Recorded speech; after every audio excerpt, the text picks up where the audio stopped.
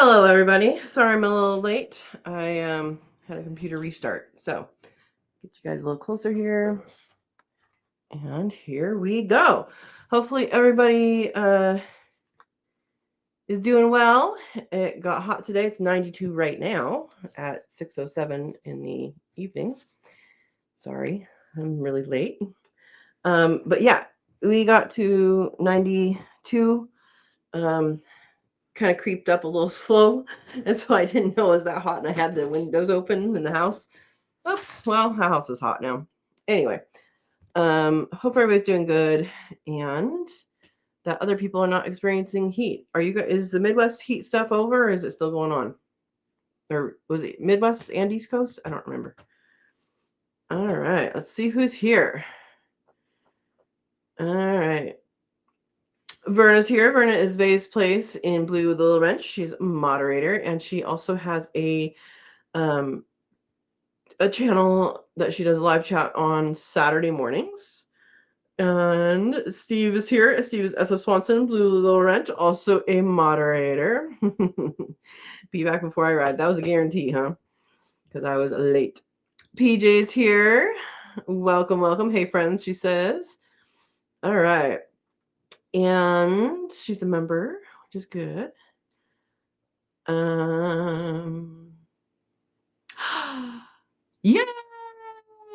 I'm going to show this to everybody. I usually don't do that show thing, but PJ, that is fantastic. Fantastic. I have almost 7-acre property under contract. That is so awesome. You are going to love it. Yeah, we're going to be talking on our Cook With Me Live on the 26th. I'm sure we're going to hear all about it from members. Congratulations, PJ. That is awesome. She's been trying to get a property for a couple of years now. Awesome. In Lake City, South Carolina. Nice. Congratulations. Congratulations. Oh my gosh. Everybody's excited. Verna's doing a happy dance. Yep. Verna says in about 2 years, we'll be looking for a similar setup. Yep. Everything's working out, which is good. Yeah, Verna's going to be a multi-generational setup, which is cool. Steve, I know. Restart. I know. Okay, I'm gonna miss all this thing.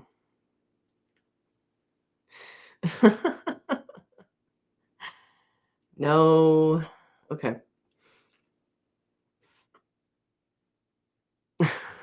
We never gave Steve excuses. That's true. That's true for being late. Okay, you guys are just procrastinators. Don't need excuses. Hello, everyone. I'm here. Sorry about that. All right, and Desiree's here. Well, I got turkeys. Congratulations. Are they big turkeys or baby turkeys? Congratulations. Hopefully you have a good spot for them. Verna also got to 92. Going to be worse tomorrow. Yeah, but Verna, what's your humidity? Because my humidity is not nearly as much as yours, I'm sure. Yeah. Tommy's here, the Aquatic News Network. Hola, Lurky listening. Welcome, Tommy. Welcome. Hopefully the heat isn't where you are. Steve's down to 85, down from 91. It's a cool spell. There you go. There you go. All right. Verna got to spend time with grandkids today. That's good. Okay. Desiree got 4 turkeys for anniversary gift.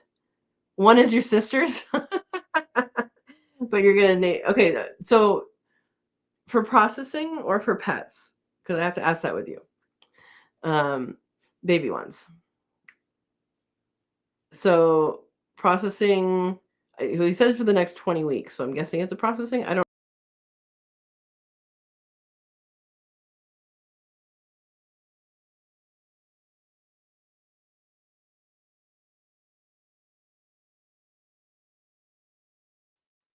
Okay, am I still here? Somebody say something, because I clicked something on my mouse and I disappeared. Am I back? Okay, thank you. That was totally me. I have this mouse and I clicked something. Don't know what. All right, we're gonna go back to turkey talk. All right, thank you guys. Baby ones. Okay, baby turkeys. All right, so anime says, Desiree says you're gonna be making your first bone broth. Are you gonna do it on the stovetop or do you have a pressure cooker? If it's stovetop, I mean 24, 48 hours or in a roaster will be good, but don't burn down your kitchen. You can turn it off during night and stuff.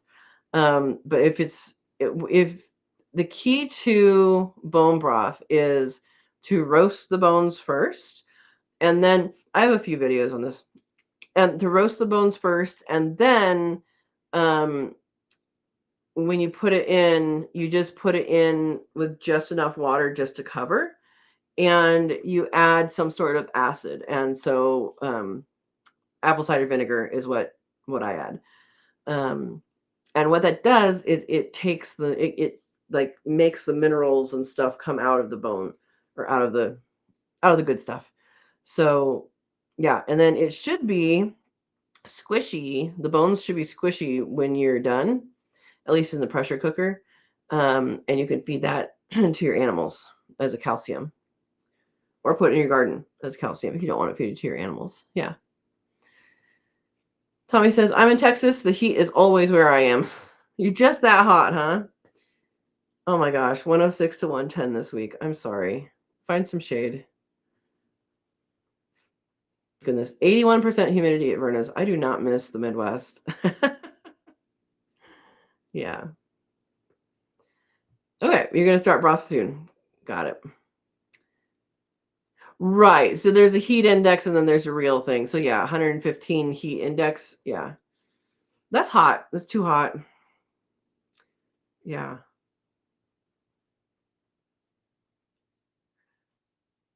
Okay. I'm back. There we go. I'm in black and white now. What? Hold antenna? Okay. Good. I'm back. Okay, so we're back to turkeys. Your sister got it for processing. It all depends on the gender. If I have a girl, I keep a pair. If not, I keep one male and process the rest. You're going to keep a male and process the rest. Why are you keeping a male? I'm just wondering why you would keep one and only one. Or are you planning on raising turkeys later? Then you might get females later, or yeah. She says I got color. Tommy put aluminum foil on the rabbit ears. Oh my gosh. Oh my goodness. Yeah, Anna Desiree, they were joking. They were joking. Yep. So yeah, it got hot gradually today, I think. Or maybe it was just gradual because I had well, it wasn't really a window I had open. I have a security door on the door and I had the door open with the security door closed. So it's like one big window. And I actually just closed it. So yeah. Okay, so the turkey you're expecting to be a protective animal. Turkeys can be protective. They can also be very mean. So I'm sure you're going to love on it and stuff so it doesn't do that to you. But hopefully if it's raised with other ones, hopefully you'll protect them. That's a good idea. Has anybody raised turkeys on here? I haven't.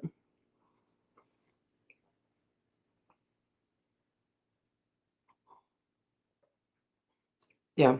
I've not raised turkeys, but I do know someone who raised turkeys and they didn't kill a tom when it was time to process because he was very mean and he ended up being a guard turkey and he lived for a very long time. And I mean, he was a guard turkey against them too, but he was out there. Yeah. Um, but he was just that way towards everyone. So far, your turkeys are clingy. All right. And PJ says turkeys aren't smart enough to protect. Good luck then. Turkey and peafowl are very similar. I've raised peafowl. That's from Tommy. I've heard that they taste good. Did you eat them, or did you just use their feathers, or did they just walk around fancily leaving gifts? Right, guinea fowl is an alarm system. Yeah. Turkeys are no better at protection of a flock than a full-sized, I'm guessing that meant to say rooster. I mean, roosters let their ladies know if there's aerial predators. They're the lookouts. All the girls are down here going like this. So that's one way. PJ says they get out of the rain and wonder what is going on, look up and drown. I've heard about that, but have you actually like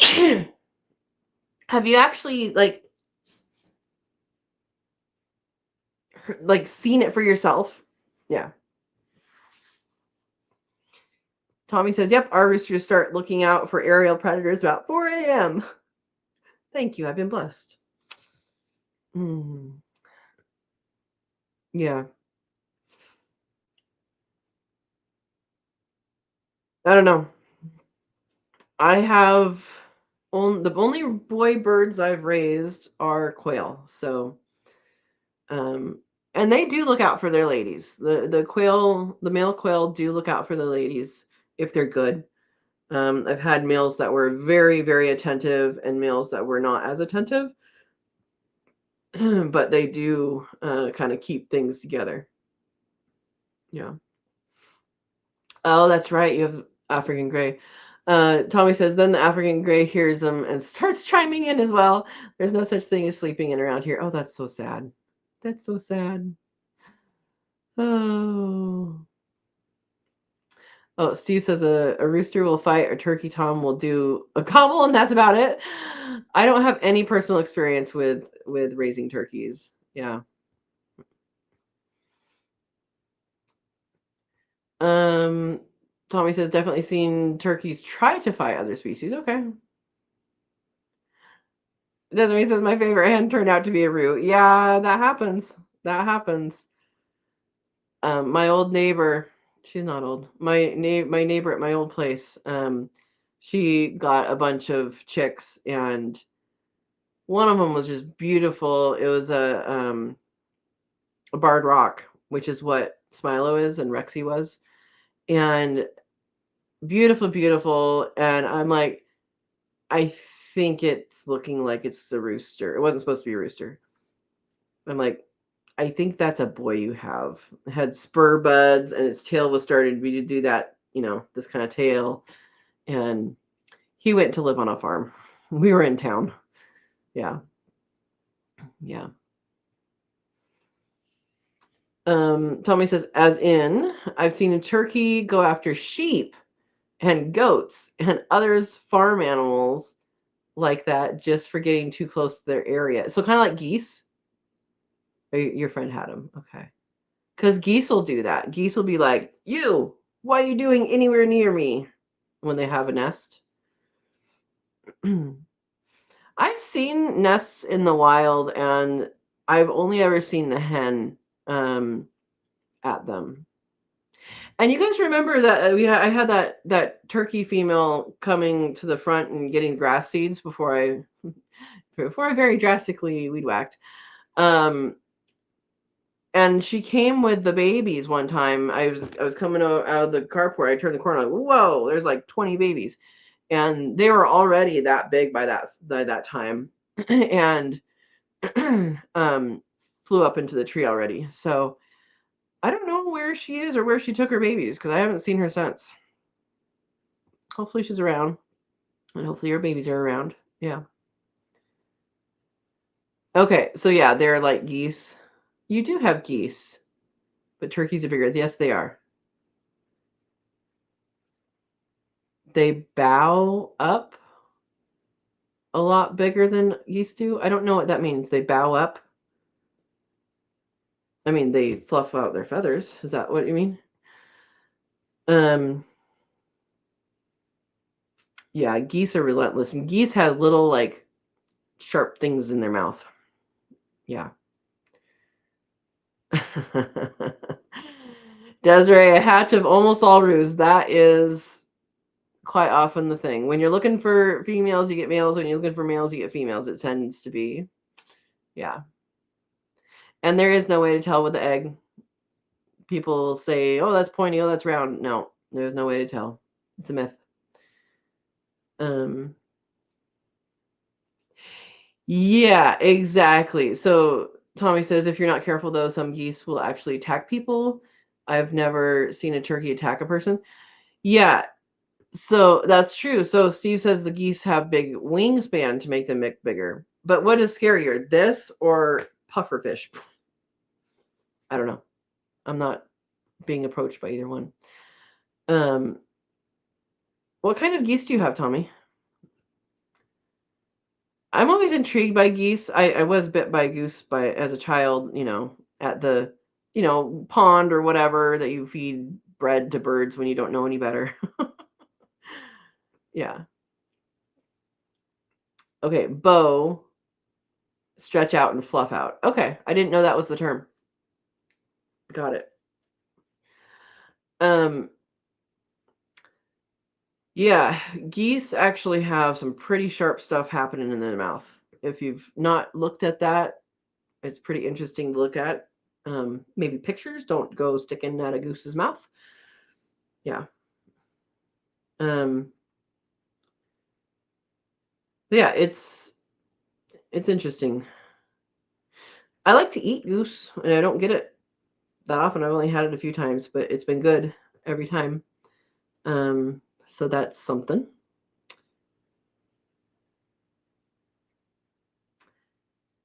Okay, so Steve says I saw a lady that would charge $8 per egg to sex a hatching in ovo. So inside the egg, she's gonna say that's, and how accurate was she? Because that's, as far as I know, not a thing. There's a lot of myth in that. I mean, here's the thing, if that were to be something that is measurable and stuff, then you would get a lot less males in the hatching industry, right? Bow up. Okay. I've never heard of bowing up, Tommy. It might be a southern speak, as you say. Has anybody else heard of that? Is it regional?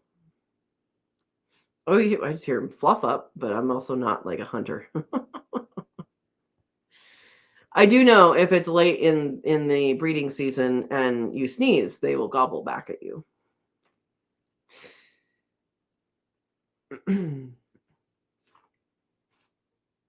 Unless they were looking for meat instead of eggs.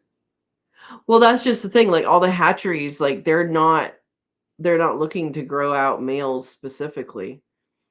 I mean, a lot of males don't make it places, you know. But even with the meat, I don't know. Can anybody tell me that has done chickens for meat?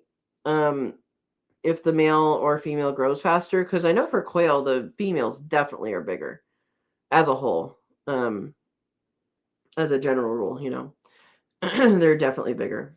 Um, they grow faster. I mean, they have to fit an egg inside, so you know.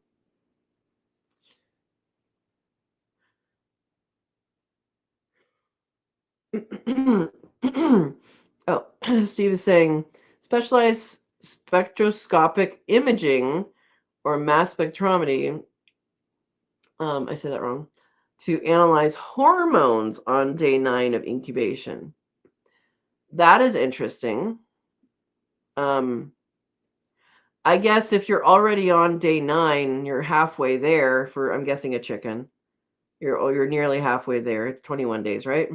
Or is it 21 days or is it 21 days to lockdown? Anyway, you're nearly halfway there. Why not just continue incubating at that point? Yeah. Okay, so I think that might be regional, Tommy. Tommy says when men stretch their chest out like they are big and tough, we call that bowing up.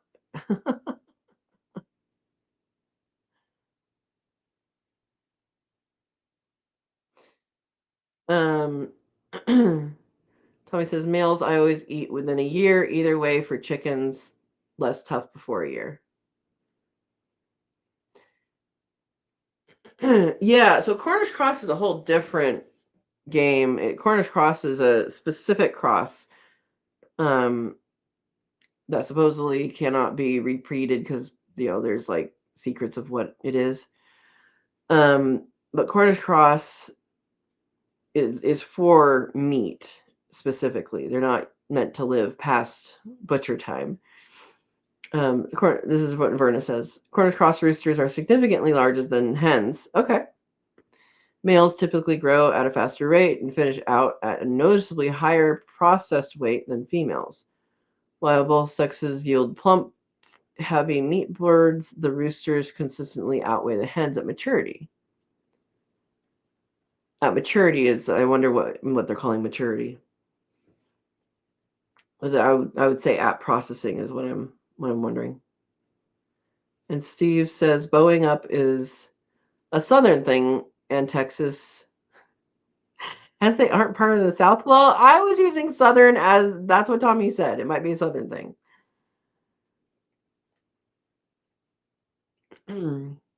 Okay, so Tommy says most of ours are game mix. For our egg layers, we have them completely separate for selective breeding. Okay, that makes sense. Yeah, I just know for quail, the females definitely grow faster than the males from hatching, at least. I know so many times when I would be in the aviary, like picking out my males, right? I'm like, okay, do I want you? Yeah, I want you. And they turn around and I'm like, you're a female. Okay, how about you? You're a female. Because from the back, they look all the same unless they've been bred.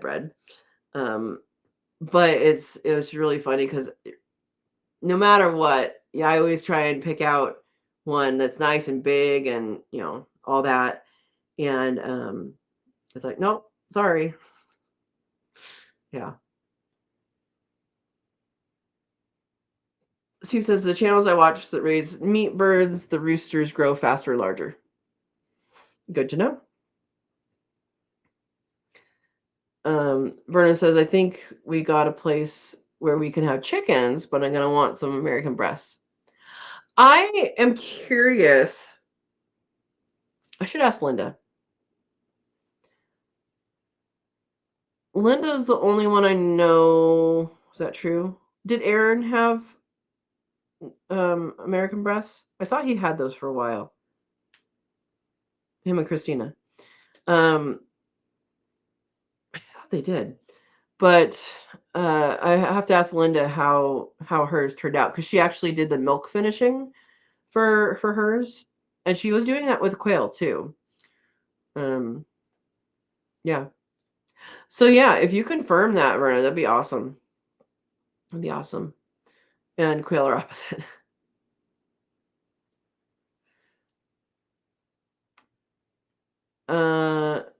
Tommy says onyx reds for our. I'm gonna say that's layers. Says I swear I can English a lot better than I can type. I understand that you do your talk to type, or talk to text.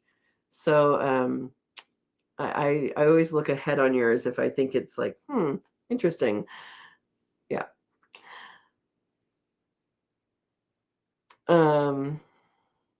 Steve says Aaron did have American breasts. I thought he did. I don't think he does anymore, but I thought he did. And I know Linda did, and she liked them. She liked how they finished out. I don't know if she still has them or not. Yeah.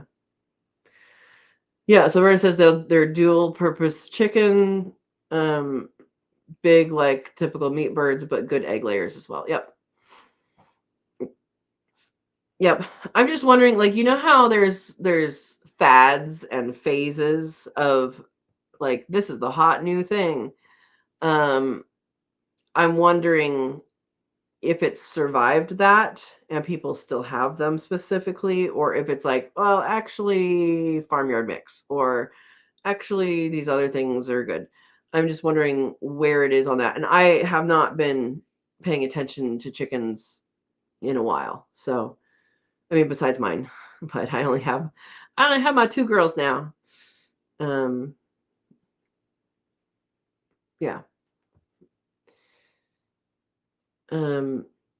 Yeah, so the American breast is what, French breast? Is that the first where the genetics originate?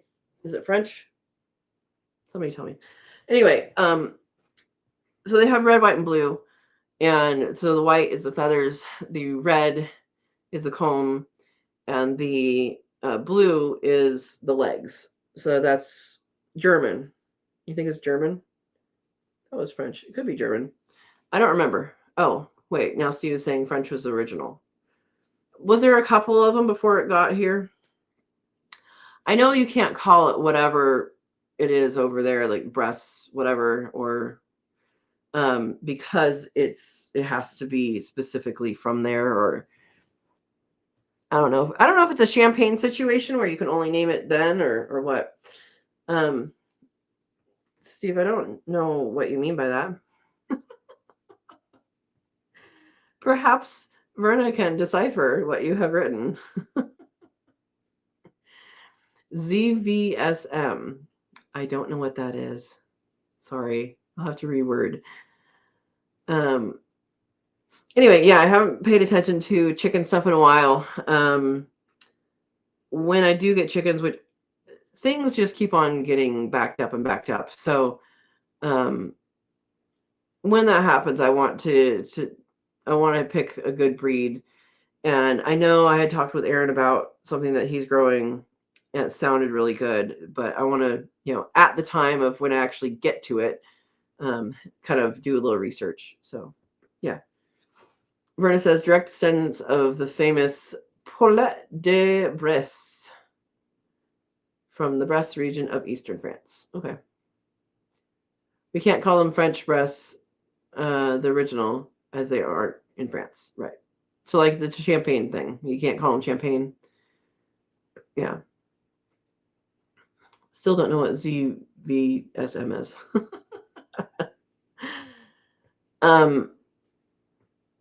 Yeah. So the tree guy's supposed to come back later this week, maybe. We are in high fire danger, and so that means chainsaws have to stop at 10 in the morning. So I don't know that he's going to do that. We might have to wait until after fire season's over to continue. And I don't know if he's been called on any fires. There is, so that it's kind of something that's like, I'll check in on him. I'll check in with him on Wednesday, because I know he does fire stuff too. But yeah, it's I don't know if that's happening this summer or if it's going to resume in the fall. And if it resumes in the fall, that's unfortunate, but it's what it is. I do have other things I need to be doing and haven't been. Something I did do, not completely done with it. My shed, you guys may have seen it once. You see it in the background. There's a big shed up the hill a little bit, and when the U-Haul truck came, we unloaded a bunch of stuff, just unloaded in there. For that was in the garage and outdoors and stuff, and it was just put in there. And I dug out some things and that I've been using, and the rest of it just has been sitting there. So that's what I did this weekend. Is I did that and organized most of it, put together some shelves, and then I started the process. I actually used shelving units that I'm going to be, or are partially already, putting lumber on, because I have a 2-car carport, but for most of the time here, it's been a 1-car carport, because when my old neighbors moved, he came up the driveway with a tractor with wood and says, "Where do you want this?" I said, "Oh, you're giving me wood? How about in the carport?" And that's where it's sat. Well, I've used some of it, but that's where it's sat. So, most of that is now up in the shed. I have about that much more in plywood strips. I'm not sure what they were used for, but it's always good to have extra wood. Anyway, I don't know where I was going with that. Steve says this was a committed typo. ZVSM. I was thinking it was something on purpose. Yeah. It was easier to press enter than backspace. Oh my gosh.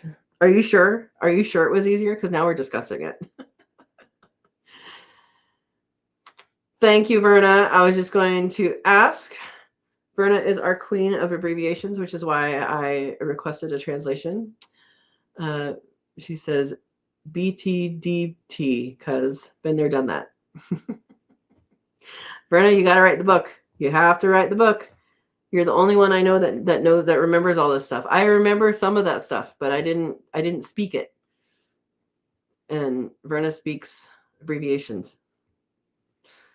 Yeah. It'd be a good one. What you do is do like on a page and have the abbreviation, and then the first line is what it actually is, and then the rest of the lines are like made up junk. Yeah. Anyway, I think it's a good idea. I do. I think it's a good idea.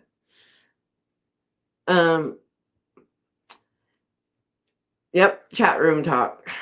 That is where that comes from. See, I remember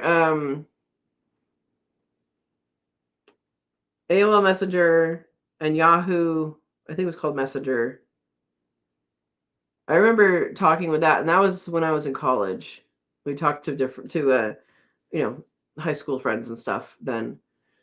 I remember in high school, the internet kind of was first getting into schools, and I took a internet research class that teaches us how to find things on the internet, which, by the way, those tricks do not work anymore. Yeah. Tommy says Verna is too hip for me. I have no idea what that is. Steve says I did MIRC a lot. I know chat rooms was a thing, and I never got into that. I know people that did, but I never got into that. Yeah, Messenger was one thing, chat rooms were another. Yeah. No, actually, the messaging was when I started to type faster. Like when you have something you want to say and get it out, because that also coincided. This is for the younger viewers, right?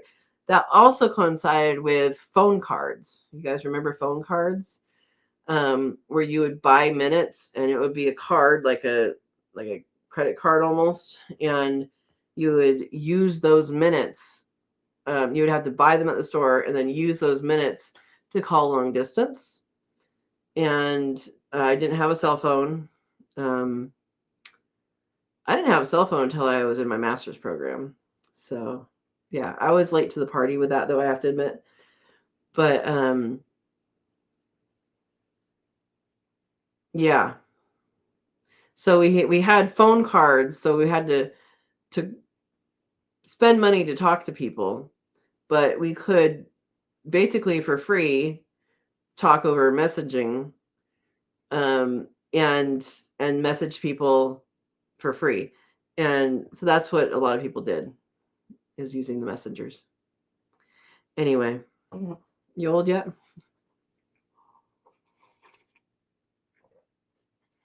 I remember when we got a computer and the monitor smoked, and the company we got it from gave us a loaner, and we never saw our other monitor again. That loaner became ours. Yep. Rena says, heck, when you paid for the internet by the minute, you had to get a lot in a shorter period of time. And that's when it was slow, when the internet was super slow. Yeah, the AOL discs. It actually, I don't know if you watch him, but the comedian Josh Johnson has a really fun stand-up bit about finding old AOL discs, and it's pretty cool. Steve says, I remember when cell phones had a corded handset to the carrying case, like a small briefcase. Really? Were those big ones with the big antenna?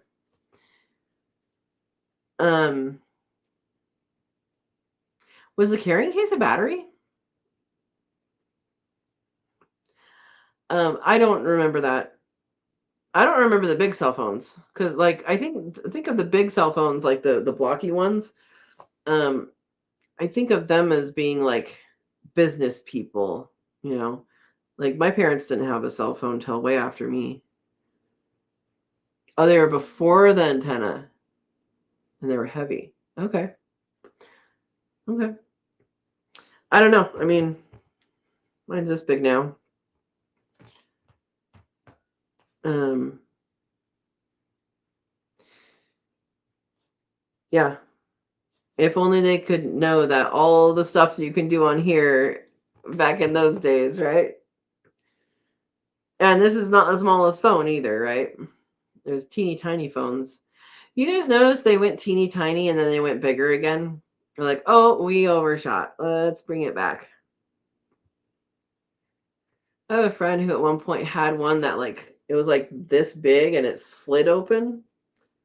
Yeah. Anyway, there you go. um so what's been going on around here is I cleaned out the shed and put most everything away. I have some more things to put away, but it's at least organized. And that's what I did with my weekend. That and did a lot of weed whacking. A lot of weed whacking. Yeah. There's a fire. I should give you guys an update. There's a fire that started on Friday, and my battery's getting low, so let me plug in. I got this out and then didn't plug it in. It's on 1%. It just turned off. Okay. Well, when that comes back up, we'll check Watch Duty and see how big the fire is. It was, I think, 3,600 acres, 600 something acres as of this morning. For context, 640 acres is a square mile. So 640 acres is a square mile. 3,600 plus divided by 640, that's quite a few square miles. Yeah, but it's about 30 miles away. And yeah.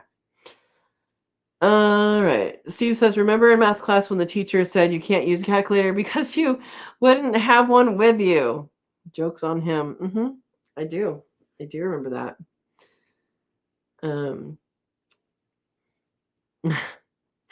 Brenna says, now you can get them in your glasses, the phone in your glasses or watch if you are rich enough. Yep.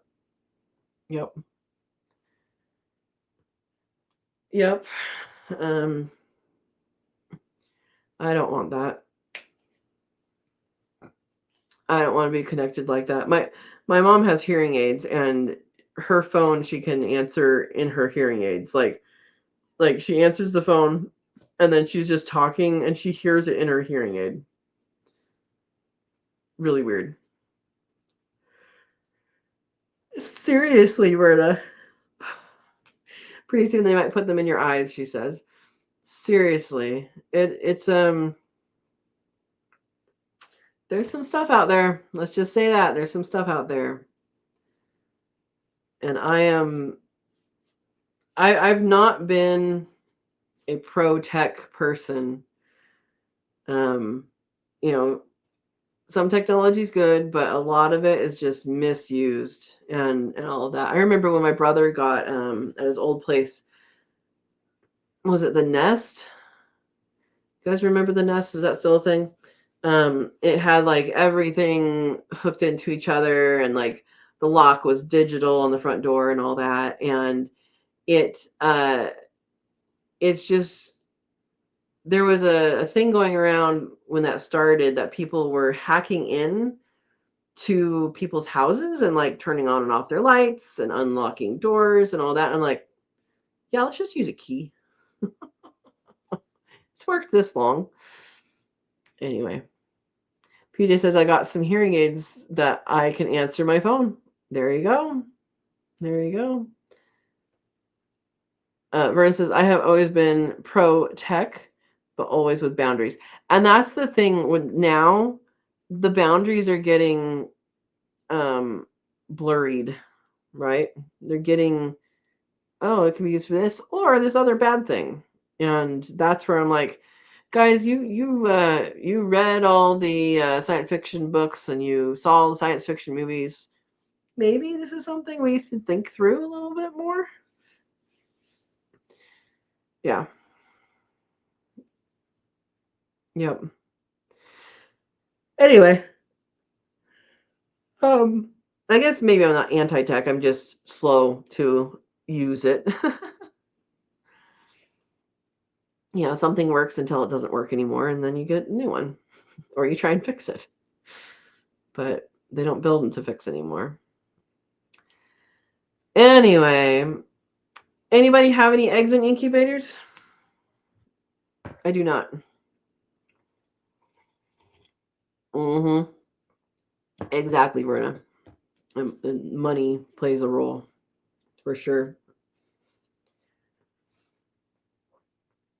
Tommy says, we grew up watching sci-fi. Some of it scares me, but it's also exciting that I'm magnetized to watch.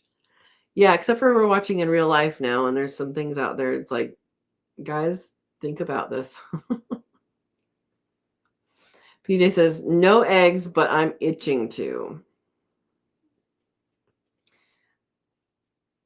What's going to be the first thing you hatch when at your new place? Or are you going to make yourself put up fences and structures? Probably should, right? That's the responsible thing to do, is to wait to do that. Yeah. Oh, the other thing I did is I don't remember when I did this. Anyway, I closed the holes in the chicken coop with cement. And I found a new hole they were going through. So it's just going to be a process of elimination by going out at night and seeing where they run to. I know there's at least 3.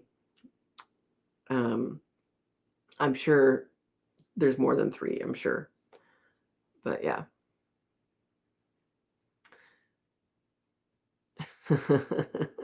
So you said, do we need to get PJ some ointment for that itch? You should have said ointment because she did have piggies. That would make, anyway, joke. Oh, Verna says, you and me both. Grandson and I are talking. I told him rabbits before quail, but we shall see. Yeah, and if you got permission or if you're getting permission to have those at the rental, then go for it, Exactly, Tommy. He says, I mean, we live in a world now where there is an actual Skynet named Skynet that is AI satellites orbiting the globe. Legit. They are calling it Skynet. Yep. Good job, PJ. Fences and stuff first. I took the fencing down to the storage unit last weekend. Also a coop for the birds. Always a good idea to do your infrastructure first, as hard as it is.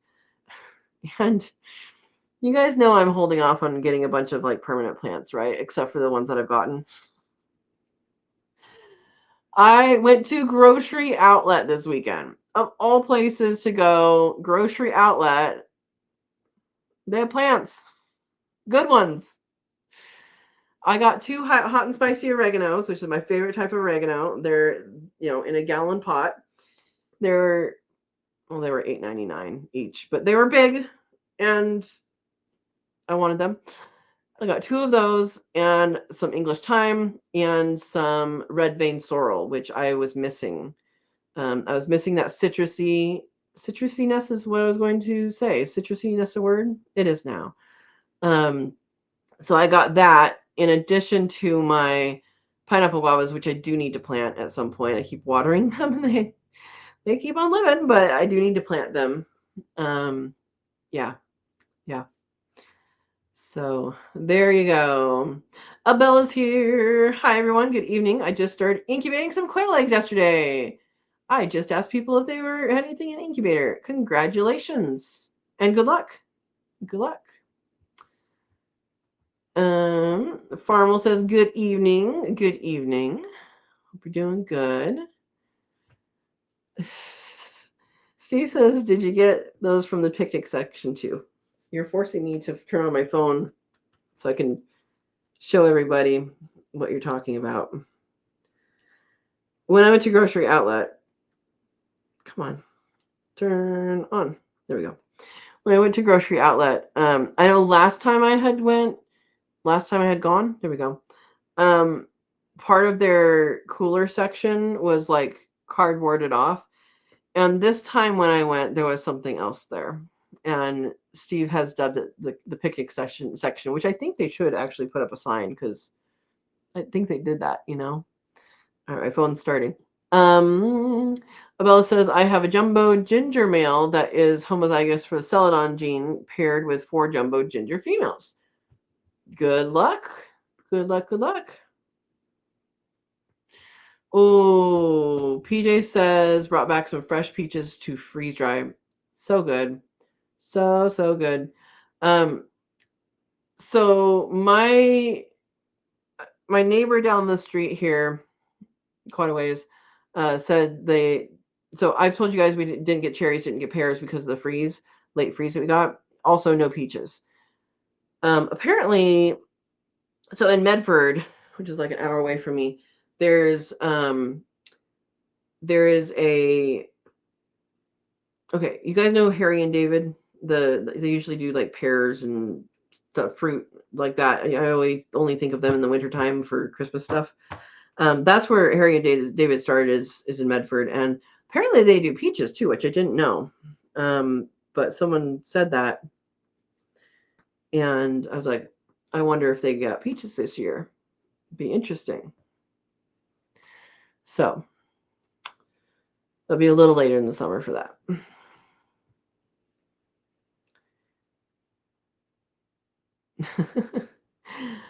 Abella says, I'm planning to breed back any female offspring, which would be heterozygous for celadon, 1 copy of the blue egg gene to celadon male. Yeah, so you're looking to get celadon all the way through eventually. That looks good. Hoping for a decent hatch rate, and I would love to breed my own celadon layers for a few generations. There you go. Do it. Do it. Okay. I am... Uh-oh. Is there a new fire?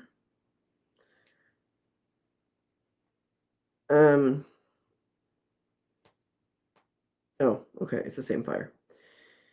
So let me go on here.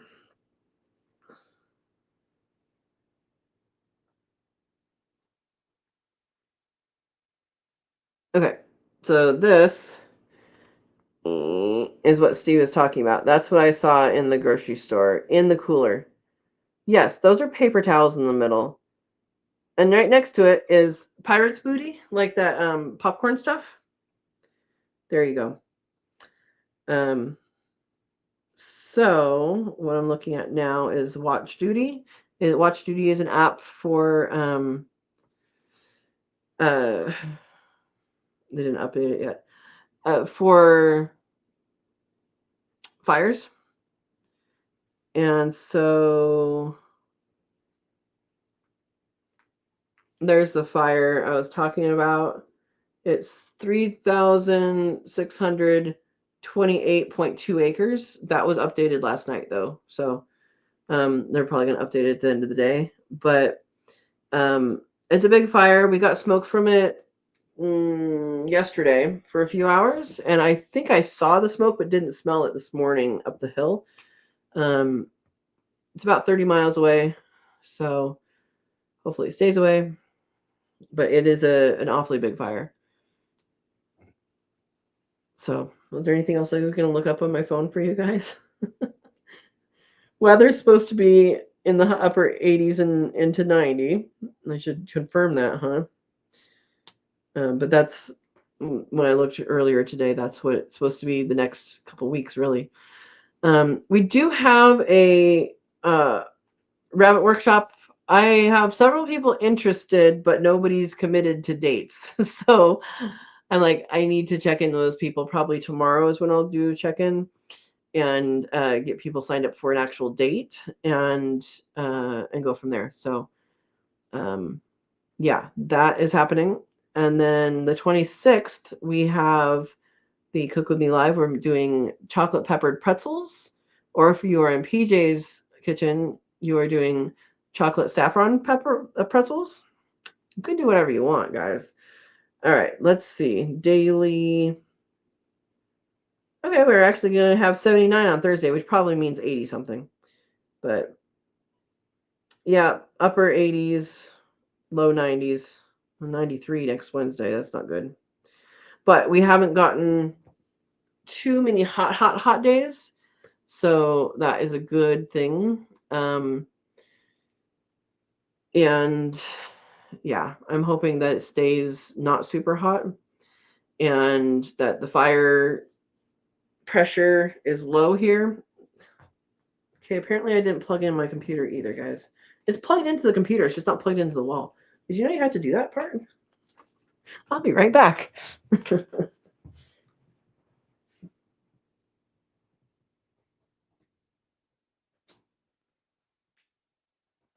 All right. Sorry about that. Using up all my energy, right? And PJ says, yes, saffron. You know, I just thought, I love black pepper. PJ hates black pepper, but I love black pepper. I think it's a great spice. They even make a Jelly Belly that's black pepper. Come on. If you know that's what you're getting, it's delicious. If you don't know what that's what you're getting, you might have questions in your mouth. But yeah, they make one in black pepper. So I was like, black pepper and chocolate, awesome.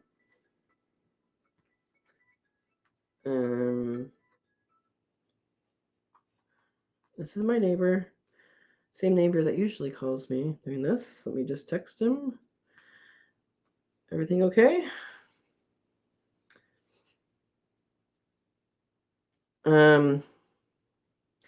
I always like to respond to my neighbors in case something's happening.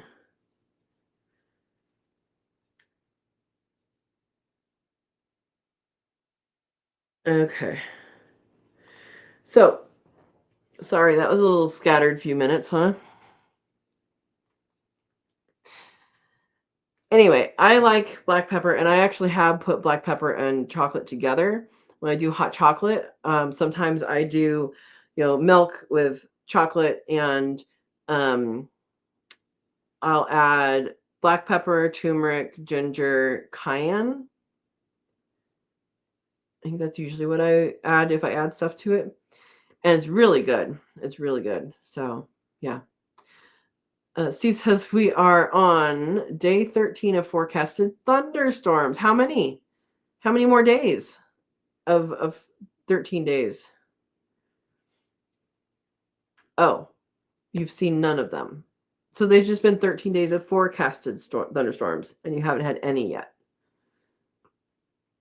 I actually love thunderstorms, but I do not want a fire started. Things are way too dry. We don't have much water.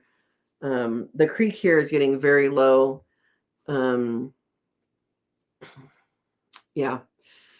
And then, but I have been, like I said, weed whacking quite a bit, and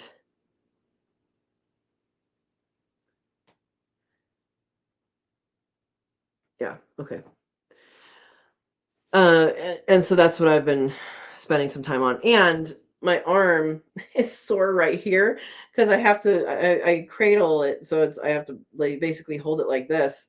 And so when you're holding your arm at that and you're not like stretching it out all the time, it's a little tough on this muscle just to hold it in. Not like it's hard to do. I'm just saying it doesn't get stretched. So when I put my arm out, it's not stretching. Well, I'm double jointed too, but like there's a stretch and there shouldn't be because I'm just moving an arm out. So yeah. Shawnee's here. Hi, good evening, lovely lady. Good evening, lovely Shawnee. Hopefully you're doing well. We're talking random things right now. That's what we're doing. So I hope you're doing good. Hope your garden's doing good. We have a fire near us and it's grown again. And I just really hope that they get it under control. As of last night, it was 5% contained, which is better than 0%, which was the day before. Just the fact that it was when they arrived on site, when the firefighters arrived on site, it was 2 to 3 acre grass fire, and it ballooned up. It ballooned up to, I mean, this started on Friday, so yeah. I'm just gonna respond to B. Okay. Anyway, Verna got a summer rain this evening. Loved it. It's good as long as it knocks down the humidity. Sometimes it does out there and sometimes it doesn't, right? Sometimes it's just like, oh, let's get more humid. And then let's evaporate the humidity and make it more humid. Yeah.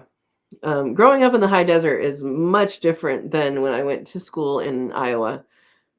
Much different. In the summer in the high desert in Central Oregon, we'll have a temperature flux of 40 plus degrees. And so if it's hot during the day, it's going to cool off at night. So that doesn't always happen in the Midwest, and the humidity definitely doesn't really go away. So yeah. Shawnee says, I wondered about your fire. I think the BWCA, I don't know what that means, has one and is closed now. I was able to get to the gardens today. Van is fixed. I had a really enjoyable time this morning. Good. Temps are forecasted to burn the skin off the skin hairs off your arms. Oh my gosh. Consider cooking in your car. If you haven't seen my playlist, dashboard cooking, then there you go. Boundary Water Canary. I was wearing a bandana from there yesterday. I did some Boundary Water canoeing and portaging as well. Verna says, oh, I planted some fingerling potatoes. Congratulations. In a cardboard box the other day. So now we have purple sweet potatoes, fingerling potatoes, borage, beets, old-fashioned sweet taters. Awesome. So did you go get your plants from the old place? Hopefully you did. And hopefully they were okay. I think they probably should be okay. Yeah. Yeah. It's so that's exactly what I'm asking, Steve. How did your sweet potatoes do? Did they finally make the moves? Good, good, good. And they're good? She says, yepers. Hopefully they're good. Yeah. There's so much that you can do in containers and sweet potatoes. I know the Verna grew sweet potatoes in a green stock a couple years ago, 2-3 years ago. Yeah. They're home safe and sound. Good. I'm sure they got a nice long drink too. Verna, when do you harvest your sweet potatoes in your area? I have to add more dirt to the containers as they're eating up all the rabbit poo. Yep. Yep. They're hungry. They are hungry. I planted green beans finally this weekend too. I hadn't gotten to it. So I'm hoping that they'll do well and grow grow enough that I'll get a good harvest. Yeah. Okay, so you about the first frost should be early October. That works. That works. Shawnee's asking, do you ever feed your rabbits dahlias petals? I don't grow dahlias, so no. I don't know anything about the edibility of them. And something to think about too is just because you have it and you can eat it doesn't mean that your rabbit can eat it or should eat it. So an example of that is anything higher in sugar. So carrots are fairly high in sugar for a rabbit. The greens they'll love, and that is what they'll go after first. If you give them the whole carrot with the greens, they'll eat the greens first. Another example is mint. Mint will reduce their lactation. So if they are breeding rabbits, the female gets mint, that can reduce her lactation. Now, if they're babies, they'll eat it. They're fine with it, but they're not lactating. I don't know if it does anything developmentally in that direction or not, but yeah. PJ says dahlias are pretty. Yep, carrots are sugar for rabbits. Yep. It's not saying that they won't eat them. It's not saying that I won't give my rabbits apples when the time comes, but they're not going to live off of apples. And um, when I give them apples, it's basically when it's hot. It's like giving electrolytes. Um, and they do enjoy them. But I'll tell you what, they enjoy the stem the best. The stem, and if you were to put in a stick, it'd probably go after the stick before the fruit. So, but they will eat the whole apple. You do have to be. I'm not too concerned about giving them too many apple seeds because I don't, like I said, they don't live off of apples, but that is something to consider. Yeah.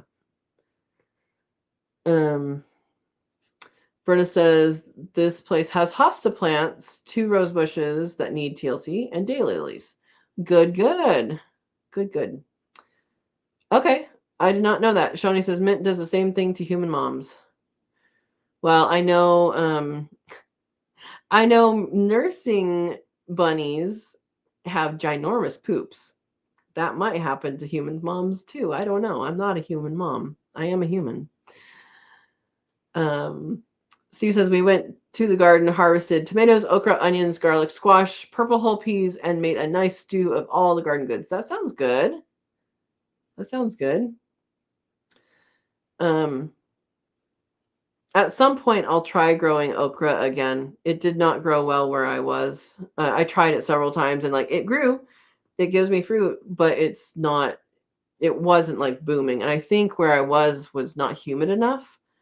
It's still not that humid here, but it's a little bit more humid than where I was. So yeah. Enemy says, just pick some beans. Awesome. PJ says, I had to go to the U-Pick place to get peas to put in the freezer dryer. Also strawberries. I was so upset when my peas got eaten immediately when I planted them. Yeah, that was sad. Bruce is here. Hello, everyone. How you doing, Bruce? No, I do not have kids. Nor do I want to have kids. I have kits, baby bunnies.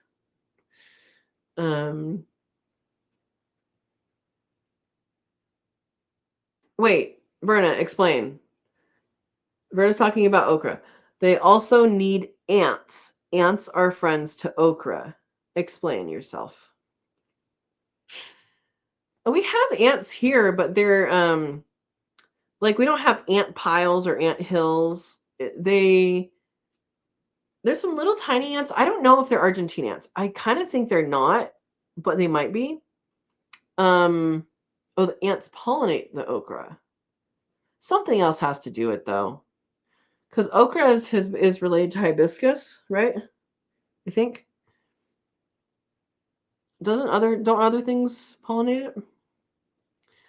But yeah, we have some ginormous ants, and I think they must live in dead wood in places. I've not seen like an ant hill like I'm familiar with. So yeah. All right. Yep, Verna's moved. Congratulations. PJ says, then went out to the garden and finally see flowers on my sugar snap peas. You know what? If you preserve more peas than you need, then that's fine, right? What? You could grow okra in a sewer as long as it was warm enough. Sewers are humid. Why are you suggesting I grow okra in a sewer? I'm not getting the points you're connecting, Steve. Desiree says big ants live in trees. Interesting. There are hundreds, if not thousands, of species of ants. So they're going to be different in all places. Verna says, I didn't realize we had ants at the place where I lived years ago until I planted okra. The ants crawled all over it and it grew crazy. Interesting. You can smell which tree it is. Okay, are you talking about, I think I know what you're talking about. So, and I could be wrong, but this is what I'm hearing and interpreting into what I already know. There are ants that farm aphids. So aphids suck juices out of trees, other plants too, but out of trees, and then they poop out what is called honeydew, which is basically sugar. And the ants actually farm them and protect them, and then they eat the honeydew, they eat the poo, and they bring it to their other, you know, their families, um, their colony, and so they do that. And those are the ones that you'll see, like if you park underneath a tree, you'll have sticky stuff on your windshield. That's the honeydew, and you can smell that sometimes. So is that what you're talking about? Or are you talking about like what do you, if that's not what you're talking about, tell me more. Oh, meaning it can grow anywhere if it's warm enough. I don't think that's the only thing with okra though, because I mean we had 115, and I tried to grow it in that year and years that were not quite as hot as that, but I think it needs humidity, I think. And he says I can smell ants. Okay. There you go. There you go. Yeah, there's ants that farm honeydew from aphids, and there's ants that farm fungus underground. Ants are quite interesting little creatures. Yeah. So anyway, we're on ants. We go all over on this, don't we?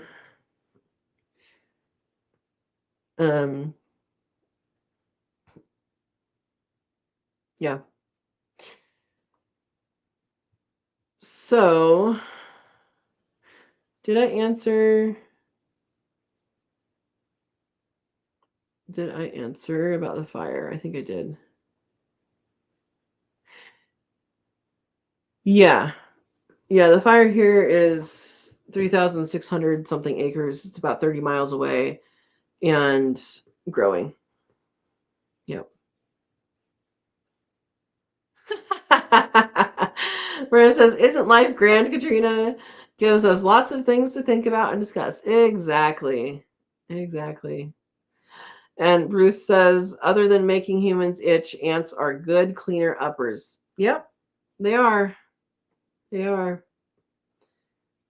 No, I am not on watch to evacuate. I'm way far away from that. No, I would have opened with that if that was the case. We got a little bit of smoke yesterday that you could smell for a few hours, and it was just barely visible, like against the hill. And then this morning, I saw haziness, which I think was smoke going up the hill. But I couldn't smell it from here. So it's just I think it's mostly going eastward. So from here, it's basically southeast from here. Yeah. Verna says, a week from tonight, Lucy goes to the hospital. I appreciate all the help we have received. So, Verna, if you want to put your link up again, that's good. Lucy is Verna's dog. She's a service dog. And, you know, awesome, awesome pup. If you've ever met her, you'll know. I met her a while ago. And Lucy is getting a growth removed and a biopsy. And if you'd like to donate to Lucy's cause, Verna can put up a link, and you can help her out. Already sent her something in the mail.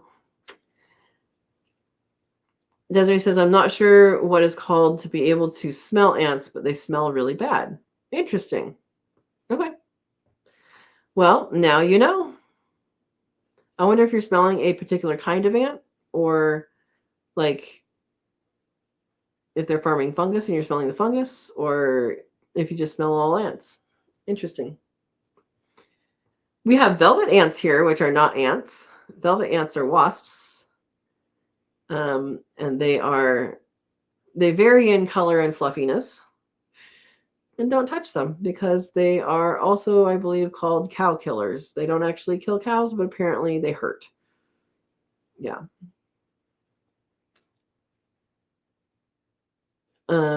Steve says ants release chemicals like formic acid or methyl ketones when crushed or threatened, giving off scents often described as blue cheese, vinegar, or citrus. Those are three very different smells. Well, at least two very different smells. Interesting. Thank you, Steve. And Verna just put up her link. The Buy Me Coffee doesn't actually buy her coffee. It's a donation to Lucy's surgery.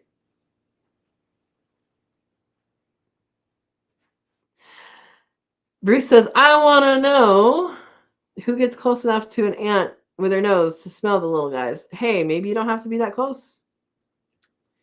Maybe there's a whole world, Bruce, that you are missing out on by not sniffing things. I tend to smell things. I do. I smell things when I pick them up. I do that. Yeah. And Steve says being able to smell ants is attributed to specific genetics. All right. You are our ant hunter, Miss Desiree. Okay. The formic acid or pheromones they give off. Okay. Well, you can have a successful life as an ant hunter.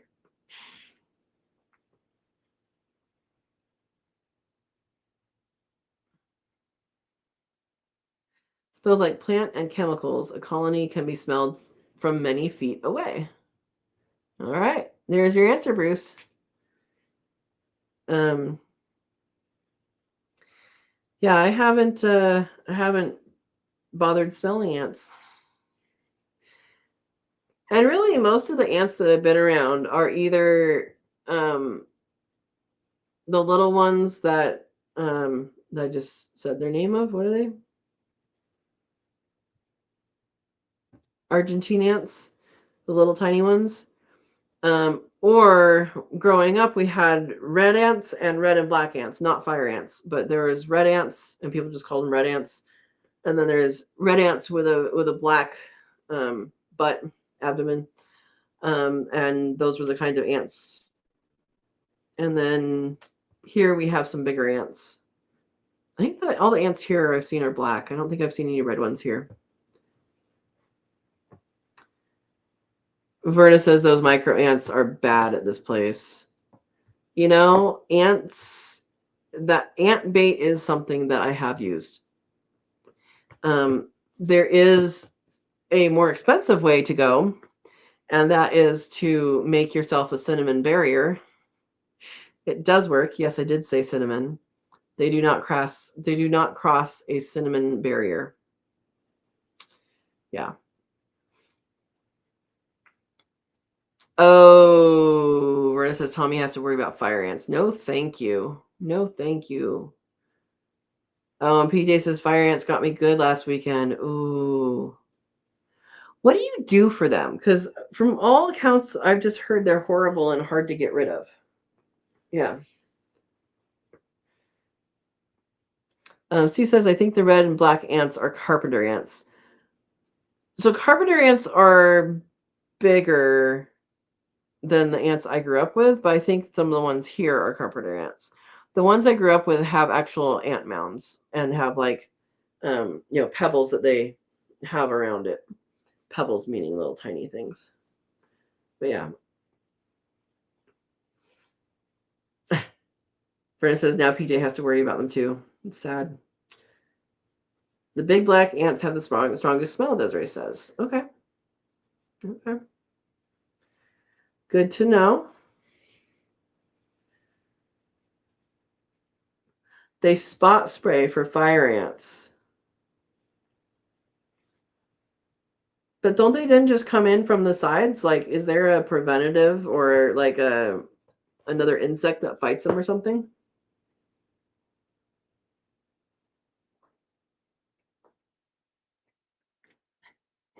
Missed the spot. Brenda says, you know how you know a bad storm is coming when the ants build a big nest. Okay. Steve is apparently old. In the olden days, they used the black ants to use their pinchers to sew up a cut, then cut their bodies off. Today they use stitches. I have seen that. The big, like the I think of the ones in the Amazon for that. I don't know. Like I said, there's hundreds, maybe even thousands um of species of ant, and I think we probably use common names interchangeably where they maybe don't belong. Like carpenter ant, I'm sure there's more than one type of carpenter ant. I'm sure it's like a category. I'm not an author. I'm not an authority on ants though, so yeah. But I did know about that when they have them bite the. I think those are not bullet ant. What are the ones I'm thinking of? I'm thinking of ones that were like in the jungles. Anyway, yeah. Carolina Kind. Hello, y'all. Hello. Welcome. Been a while since we saw you. Hope you're doing well. Yeah, exactly, Steve. There are currently over 14,500 described species of ant. There's a lot. There's a lot. And the thing is, they discover more all the time. This is ants are something that like we know we don't know all of them. You know, it's not like people are like, oh yes, we know all of the ants. There are ant specialists that find new species of ant all the time. Yeah. Yep, all the undiscovered ones. Leafcutter ants. Yep, that's a category though, right? I'm pretty sure it's a category. Yeah. Shawnee says, if I move a toad from in town to the country garden, would that be mean to the toad? Well, it depends. Where's his family? What's happening to the place where it exists now? I don't think toads live in families. I could be incorrect, but I don't think so. What kind of toads do you have there? My next question would be, because I don't know the species where you are. I mean, I might, but what do they breed in? So are you taking them away from breeding area and putting it where there isn't a breeding area? And are they going to have adequate moisture year round? Those would be my questions. But if you're getting a better life, hey, go for it, right? I mean, don't tell any wildlife people that I told you so, but yeah.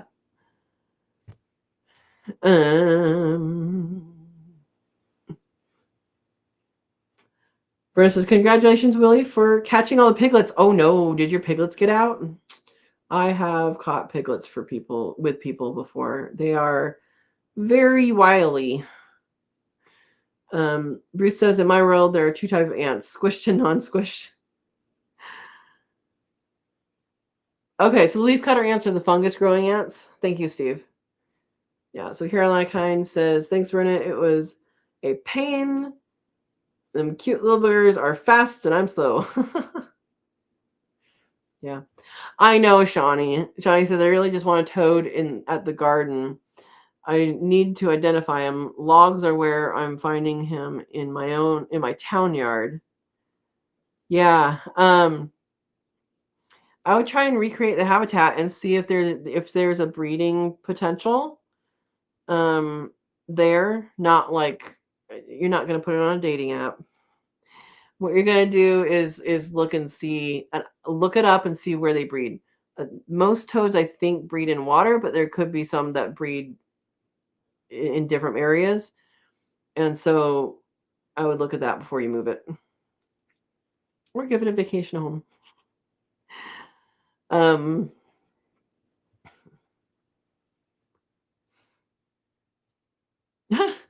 Verna says, like the guinea pig outbreak at QuailCon. Pretty funny. Pretty funny. Guinea pigs got loose. Yeah, so the leaf cutters, they don't, so this is from Steve. They don't eat the leaves, they chew them into a pulp and grow fungus when they leave the pulp. Yep. Or with the leaf pulp. Oh, Steve has a piggy adventure? Oh. Yes. That piggy adventure. Oh my gosh.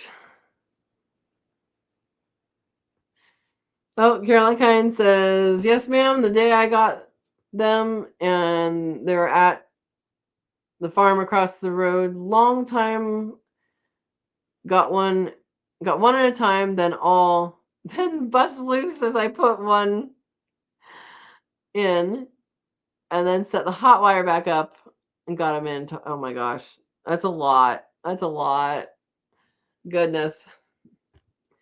Awesome, Bruce. My second batch of quail eggs go on lockdown tomorrow. How did your first one do? Yeah.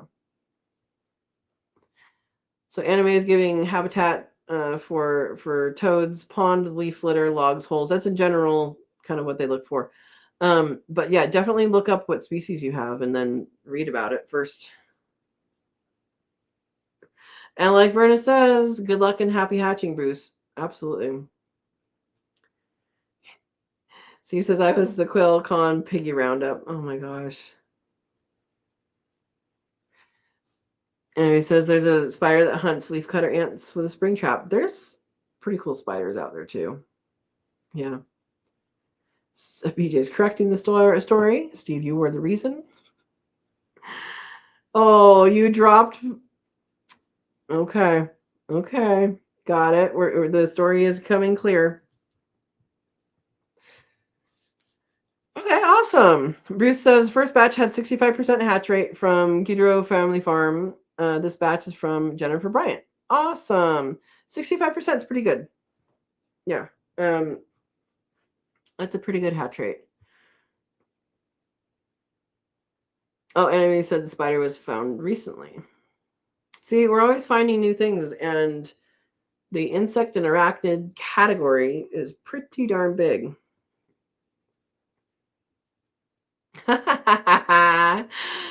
Oh, Steve's sending it back, PJ. In my defense, who puts a handle on a cage if you aren't supposed to use the handle? I am going to respond back to you in kind, Steve. Who puts a handle on a paper grocery bag if it's not expected to hold the weight? Right? Right? Yeah, common sense never trust handles of cages that have animals in it. Yeah, that's also another thing. Or paper bags with handles with groceries that are heavy. Yeah. I don't know. Do they still do paper bag handles? Paper bag handles on paper bags? Yeah. Pretty funny. Not funny when you're walking a distance from the grocery store to the place you're living and you have it break. But you know.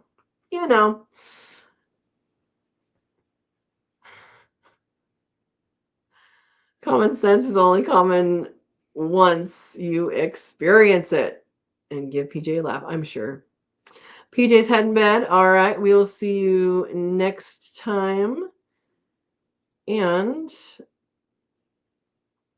then also on the 26th. So true. I know, exactly. Exactly. Everybody's saying goodnight, PJ.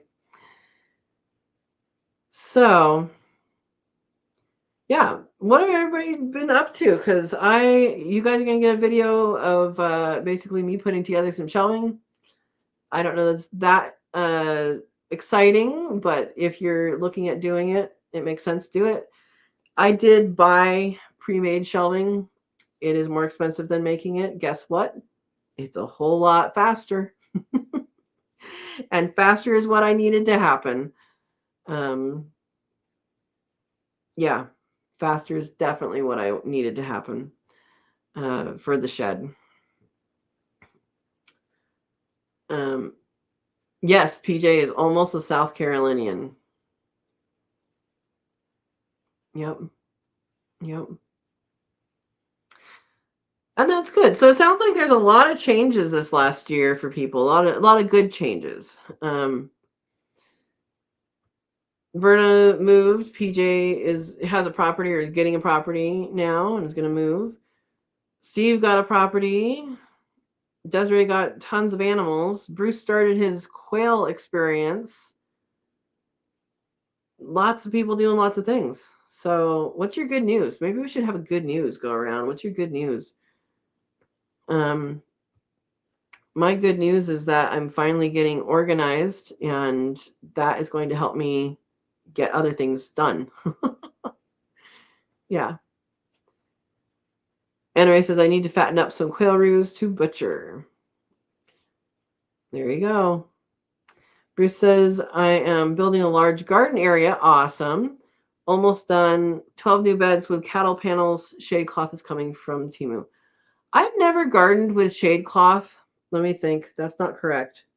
I have gardened with shade cloth some of the time just because it was 115 degrees. But I've not, and that was like the shade sale thing that was somewhere else, and I just kind of threw it over. I've not gardened with shade cloth before. I don't know that I need to here, but we'll see what the temperatures keep doing, right? But cattle panels, I support you in that. Cattle panels are the best. And I haven't put them in my garden yet. Nothing's tall enough yet for them, but I will be putting them in. Yeah.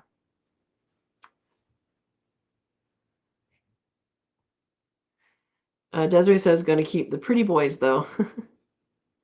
Make sure they're sturdy. Verna says grind up corn and oatmeal to fatten the quail 1 week. That's good suggestion. Steve says my shade cloth I bought from Temu 2 years ago is still in its original packaging. I don't think I've bought anything from them yet. Anyway, says I got a tux who's really weird looking. What makes it weird looking? She's talking quail, Caturnix. What about it is weird? I'm gonna let somebody else answer that question. Desiree, can you use cornbread mix? That would have a leavening agent in it, and I'm not too sure about that. I mean, you can cook them cornbread, and then they can eat that. That's for sure something you can do. I just don't know that I would give them leavening, meaning baking soda, baking powder, without stuff. Yeah, I don't know what else is in there either.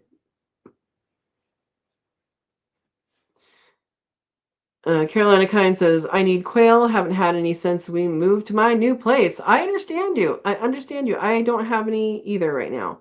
I will when the infrastructure goes in, but it's not the first thing on the list, nor is it the second. Yeah, definitely infrastructure first. So good luck.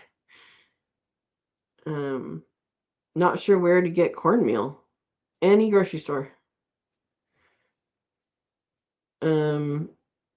Steve says cornmeal is cheaper and is in your baking aisle of your grocery store near the flour. Yep.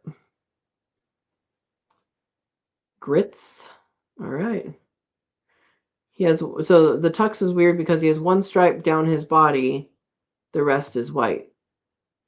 So it's like a reverse tux. Interesting. Are you sure it's a tuxedo and not a different color? I don't know. I like the wild types. I've had different colors, and I like some of the different colors. I like them as long as they have like feather flexible. Then that's good. But I actually like the wild type. Carolina Kind says got rabbits finally. Though tons chickens, I have incubator addiction. Well, congratulations on the rabbits. I raised rabbits and I like it and it's good. What kind of rabbits did you get? I am curious. And good luck. So Verna says that's why it's called tux, but tux usually has a white chest and rest of it is dark. She's saying it's the other way around, I think. Yeah, Verna wants to know what type of rabbits too. Um, yeah, it's good. Broken New Zealand. That's good. New Zealand rabbits are good. They're one of the more popular ones. That's what my buck is, and my ladies are their mom is New Zealand, and their dad is Californian. So that's good. Bruce says my quail are polishing off one oversized zucchini a day. Yep, yep. They like that. They like. I used to give mine marjoram. There's because I had a huge marjoram plant right next to where the door was. And I mean, it's antibacterial, antifungal, antiviral, anti all these things, and it's a really, really good thing for you to eat too. But I think it made them really healthy, and they loved it. They loved it. I would grab things on the way to the aviary and throw it in. Yeah.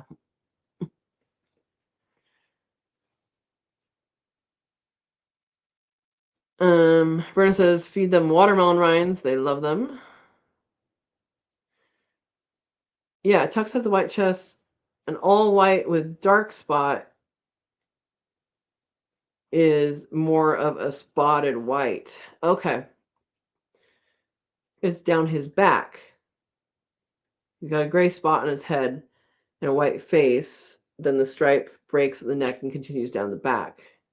Wings are also white. Okay. Okay. Um, yeah, Bruce says helps to keep them hydrated these warm summer days. Yep. They also like zucchini leaves. So if you're trimming your zucchini leaves because they're in the way, and if you wear shorts in the garden, then they're getting scratched up. They love zucchini leaves. Um, Pumpkin leaves, same thing. Yeah. You have marjoram, give it a try. They will go bonkers for it. They love it. And versus watermelon and cucumbers are great for them. And Steve says if you feed them watermelon and you see red all over their face, don't panic. It's not blood. Yep, exactly. Exactly. Hey, it's valid to put these things up front for sure. Um, when I took the chickens and the rabbits to the vet, um, it was plum season, so I had given the chickens some plums, and it's a really dark plum, and one of the carriers got some like plum gunk on it because I set it on the floor of the coop or of the run, and when we got in there, we're like, oh, where did this blood come from? It wasn't blood. It was plum. Yeah, there we go. As Verna says, Steve remembers telling telling about the first time I gave watermelon to the quail. Yeah. Anyway, says the heat and humidity here have been horrible. Yep, that's another reason why I like the deep litter for quail is because they can bury themselves in there and they will be nice and insulated all day, and their activity changes from pretty much all day to being in the morning and the evening, and it insulates them perfectly. Like they'll pretty much dig a hole and bury themselves. They'll even do this thing like seals do for sand on for them. They do that to get the chips over them. Yeah.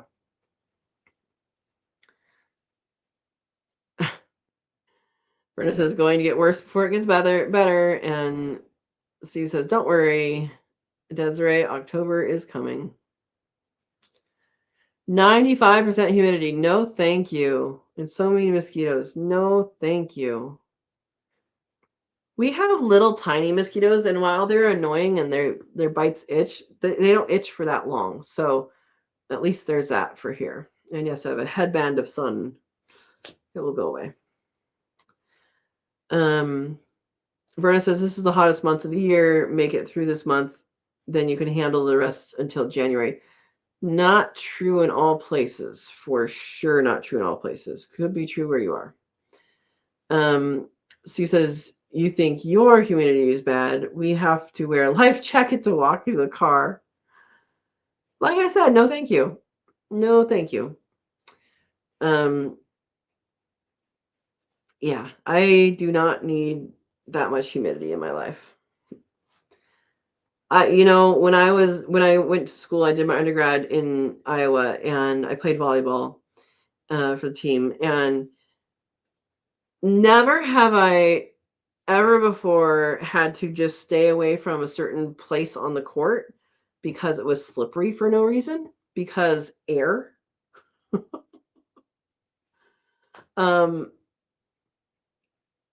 Yeah, it's pretty sucky. And no point to have that much humidity in my mind. I mean, the humidity isn't in my mind, but sometimes it does cloud your judgment, right? You're like, I'm just going to lay here. That and the dorms didn't have air conditioning, so, wet sheets, take a shower, you never get dried off, that kind of stuff. No, thank you. No, thank you. Desiree says, all my birds haven't been good with that humidity and standing AC has been pulling out buckets of water. Oh, do you have a dehumidifier? Is that what you're calling a standing AC?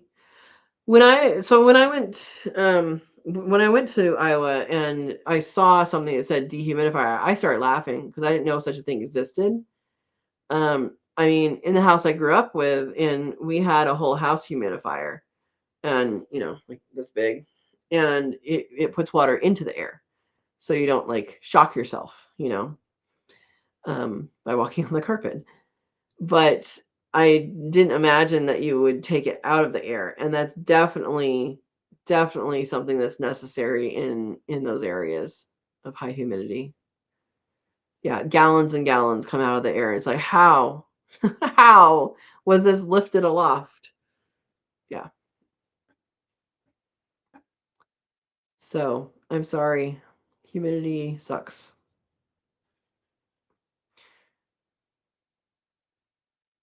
Okay, it says it's an AC that has heating and dehumidifier and fan. Okay, interesting.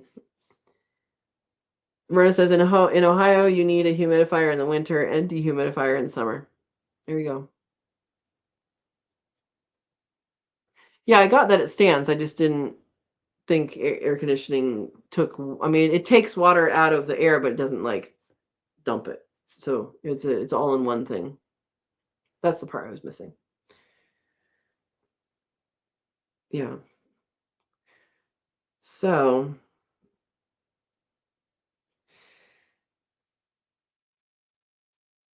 yeah, I have air conditioning here. I think I'm going to turn it on tonight. I've been letting it, having the windows open, but I think I'm going to turn it on tonight because that will prevent me from leaving the door open all day like I did today with a screen. Because it's hot in the house. It's like 81. It's too hot. Too hot.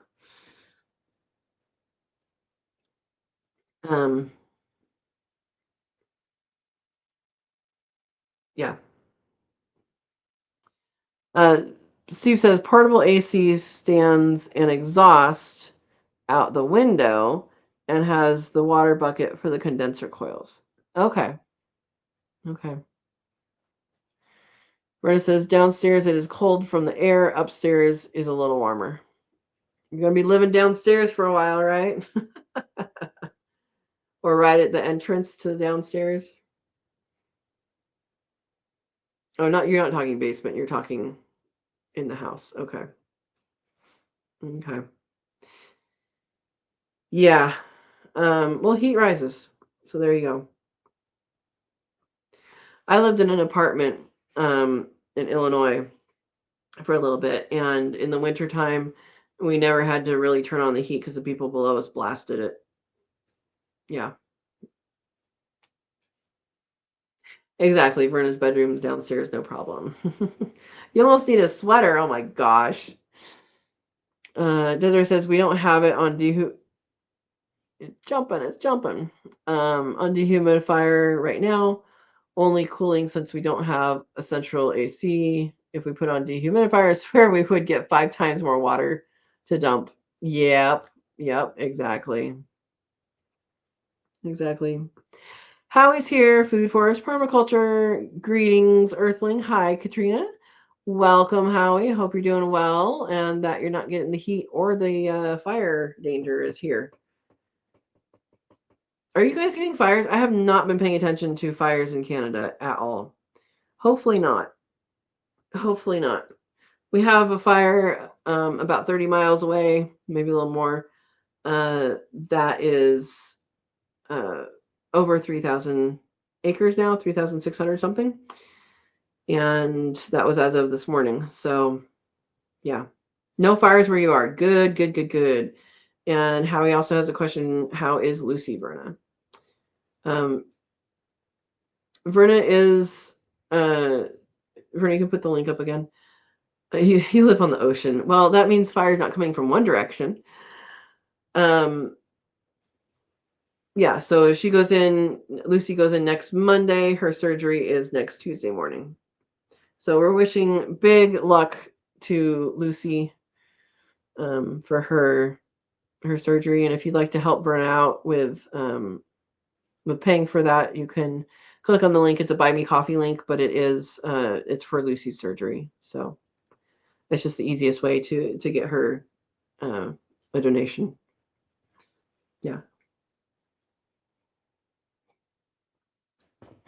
So Howie, do you feel there's been some earthquakes, and I don't know how far up you are, because I mean there's, you know, it's pretty tall country, tall. It's a province, right? Um. Anyway, did you guys get the earthquakes that happened a little while back? Because there was one off the coast here that was 5.5, I think. It was last month, and I didn't feel it at all. It was further off the coast, but I'm wondering if it came closer because I know there was several going up towards Alaska, and I don't remember where exactly they were. Okay, on southern Vancouver Island. Okay. Desiree says my best friend has a graduation ceremony at 5 a.m., 10 a.m. for him. So got to be up early, watch the stream. Going to be 2-hour stream and guessing game. Well, good luck with the 5 a.m. there. Okay, you get quakes once in a while. I'm just wondering because we had all of those. There was those 2 in Venezuela, and then there was one over in Japan area, and those were like the big ones in the news. And then we had one off our coast, which was I think off of the Cascadia Fault, but in that realm. And then there was some more going up all the way around the Pacific Ring. There's always earthquakes on the Pacific Ring, but it just seems like there was a lot there for a minute. Get quakes once in a while. My gate bounces up and down. All right. Yeah, I don't know if you guys saw the footage of one of the Venezuela earthquakes. I don't remember what it's called, but it basically here's the land and it went like this, or it went like this. And like there's a video from like a security camera that was on there, and it literally, like, you can just see it does a big jolt, fast jolt, like you would fall down if you were there, and it just goes and moves quite a distance, and that's pretty jarring, pretty interesting too. I think it was there, could have been somewhere else. Maybe it was something that they're talking about when they were doing the Venezuela one. Anyway, yeah. 90 feet, 93 feet above sea level. I am about 1,500. Yeah. What kind of tea do you have, Verna?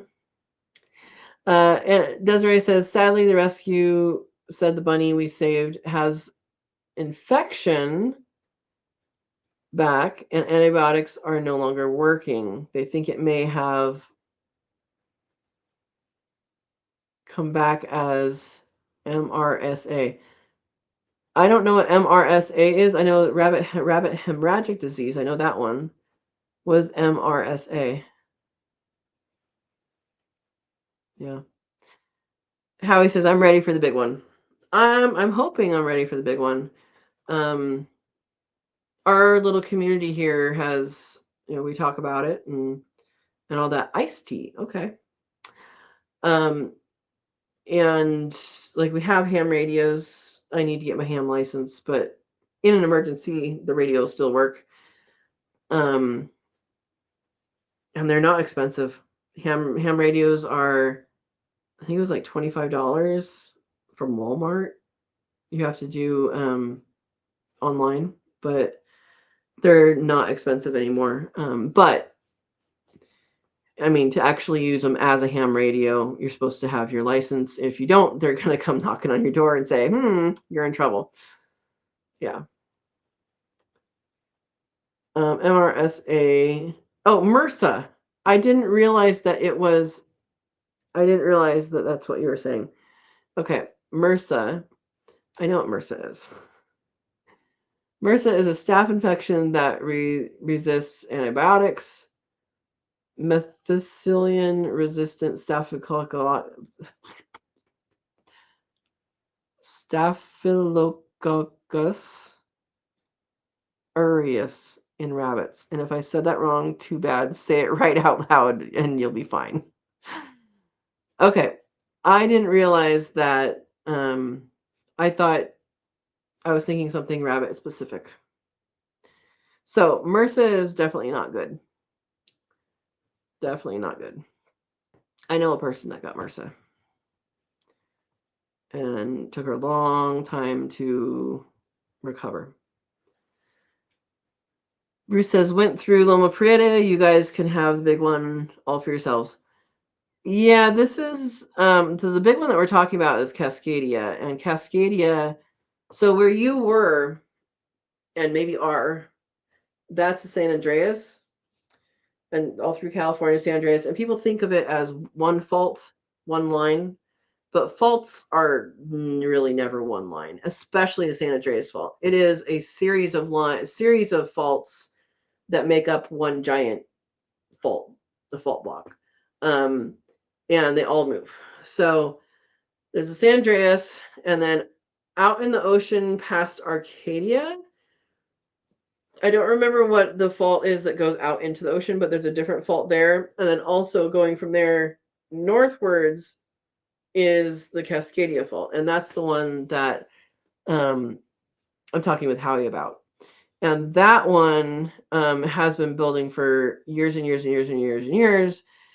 And what did I say last time? 1700s? I think that was last time. Because it's recorded in story from the native peoples in North America, but then it's also recorded in Japan because they got a tsunami that was a surprise to them because there wasn't any earthquake associated with it. And that is in their record. And so they worked back and figured out the date and all that. But basically it's expected to be a big event, a 9+ event. And for those that don't understand or have never been told about the logarithmic scale that earthquakes are measured on, it's measured on a logarithmic scale. And so basically 10 times greater, 10 times greater, 10 times greater, 10 times greater with each of the numbers. So it's going from a 1 to a 2, both of them are really insignificant, but 2 is a lot bigger than 1. Going from a 2 to a 3 is somewhat still insignificant. 2, you're going to feel if you're like laying down. going from a 3 to a 4, that's a big jump. And a 4 or 5 is a big jump. So like it jumps. It's not just 2 times more significant. It jumps quite a bit. So yeah.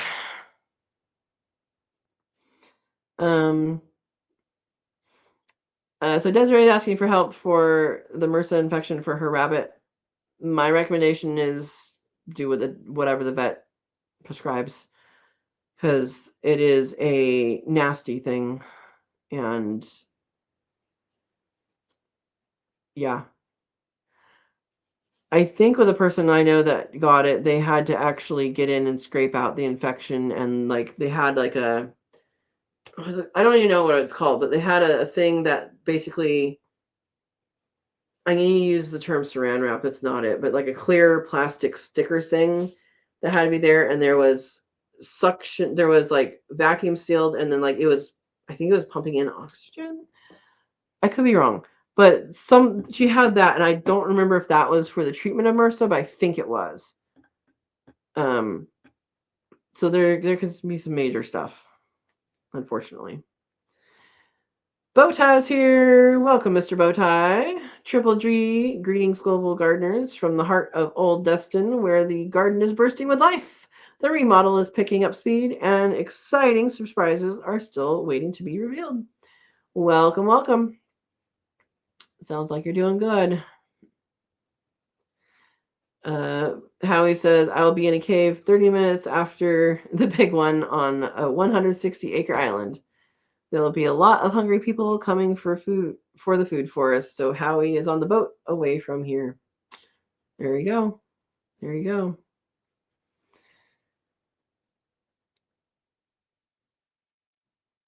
All right. Everyone needs a sweater on this 90-something day. How did you know we weren't talking about you? We may have been talking about you. Strange indeed, Sue said. Oh my gosh. Yeah, underwater quake in Japan that was what happened more recently. The cats tend to carry staff in their mouths. Okay.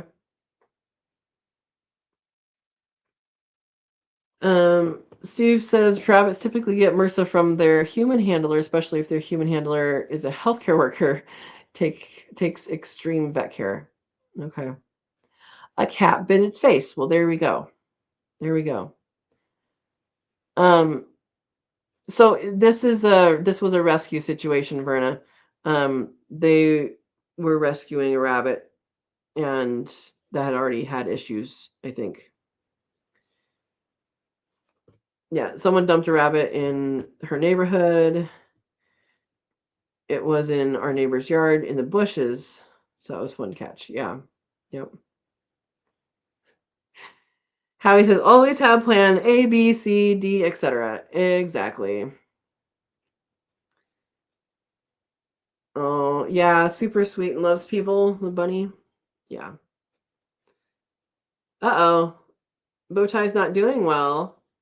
Hurting, back sciatic, you name it. I know you're not going to talk to me because my ears were only ringing, not burning. My ears always ring. Oh my gosh. Oh my gosh. I recommend chiropractic with a good chiropractic. Massage therapy is also good with a massage therapist. That's good. And I also have a chirp table, chirp wheel if you're going cheaper. But when they did the chirp table, and I was like, I need to treat my body right, and that was a good purchase. It's expensive, but it's a good purchase. Chirp, as in CHIRP. Recommend it. I used to have sciatica quite a bit, and chiropractic helps tremendously, and the rest of it helps tremendously. So, not a doctor. Verna says like cat scratch fever, but that is on the claws. My brother got that. It was bad. Wow. Desiree agrees with me. Don't know about what, but thank you for agreeing with me.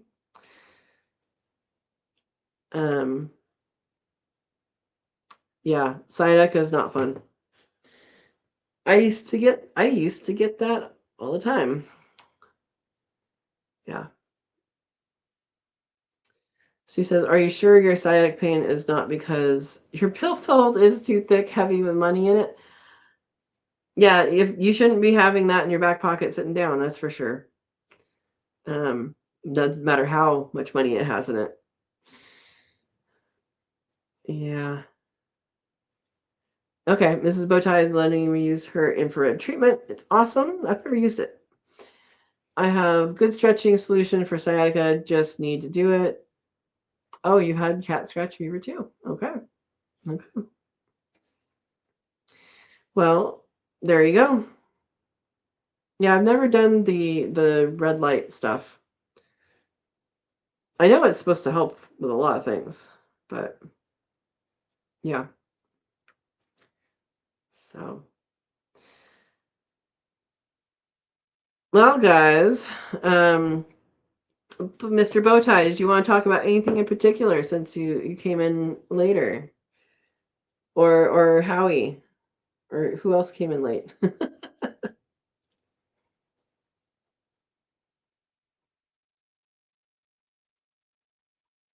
Oh, he was so Verna's brother got cat scratch fever, and he was a transplant recipient. So, was it during that first point where his body's getting used to the new organ?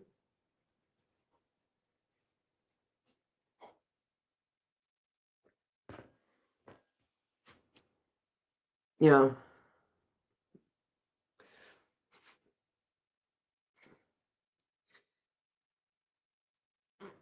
Um, yeah, there's a lot of things just to think about with posture and stuff for back, and sciatica is doesn't always so sciatica is a pinched nerve, a sciatic nerve, which goes down basically kind of your back and then like your SI joint and then down your leg. And there's a whole lot of things that can be the cause, and it's worth finding out what the cause is. And then you can fix it or fix it until it gets fixed. Um, he lost the organs from it and had to have another. Oh my gosh. Sue says, after reading about cat scratch fever, I'm giving these little kittens a side eye. Oh my goodness. Bowtie says, Mrs. Bowtie has this high dollar infrared treatment machine for her shoulder, tendon reattachment surgery a week from tomorrow. Prayers welcome. Well, good luck to Mrs. Bowtie. Yeah. Yeah. That's my grandma had, I guess it was a muscle reattachment. Somehow the rotator cuff muscles, the one that's right here, just detached, and I don't even know how, but um they kept her in bed during her 3-day out of um outpatient, no, what does it call it? I don't remember what they called it. It was like an outpatient observation, but she was in the hospital. And then she couldn't walk because she was old and didn't have 3 days of exercise. And in order to get her into a skilled nursing facility at that point, we had to have her checked in. I think she was there for observation and not as some other category. But you have to have them checked in for Medicare to pay for the skilled nursing facility. You have to have them checked in, not as observation, for 3 days. So she had to take up a bed in the hospital for no reason to be there for 3 days so that she could get transferred so that they could work on her legs so that she could walk again. Um, so if I can say anything, she went in for shoulder surgery and came out not walking. She could walk later after she went to the skilled nursing facility, but if you are made to stay in bed, I think she was kept there because of her age. If you are made to stay in bed, make sure that you talk to them about exercising and that if you are not exercising yourself, that maybe someone exercises your limbs for you, like just movement is really important. And then having a good advocator, is that what we call them? Someone to advocate for you in the hospital. It's worth everything. Yeah.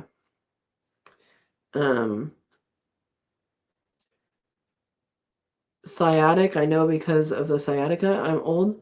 No, I'm saying that your body can be misaligned like your bones, and it could be a chiropractic adjustment can fix that, but then you have to figure out why is it getting pulled out. Is it like a one, you got in a car accident and as soon as you go back in then it's in, or is it something you're going to work on, or you need to strengthen some muscles so that doesn't go out that way, or all this stuff. So I know sciatica, but there's reasons why something might be pinching that nerve.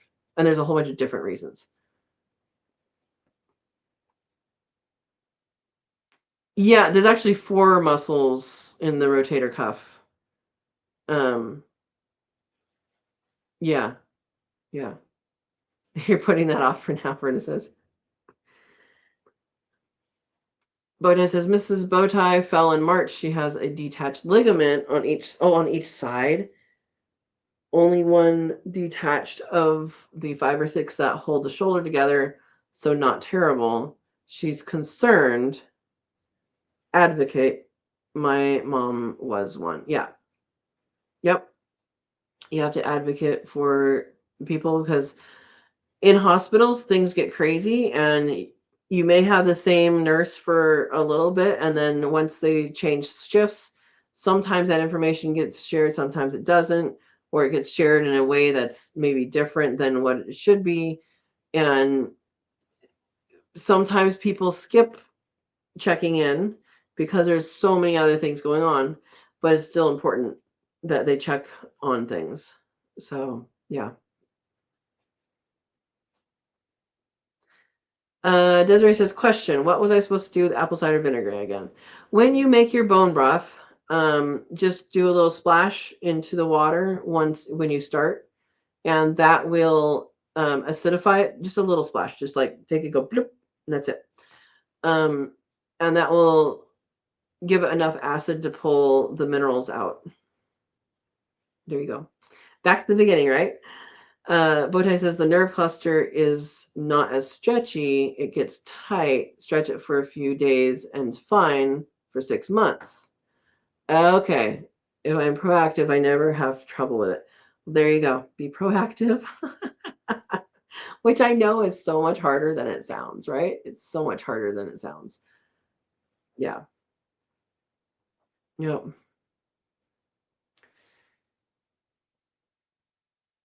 Yeah, any kind of vinegar would work. It doesn't have to be apple cider vinegar. It just needs to be acidic. Some people use a lemon, some people use a tomato. I don't think the tomato is acidic enough to do it. Yeah, any kind of vinegar would work. Yeah, don't go out and buy that if you have other types of vinegar. Yeah.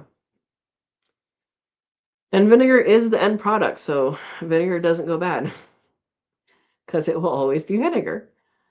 Isn't that interesting? You guys ever notice that?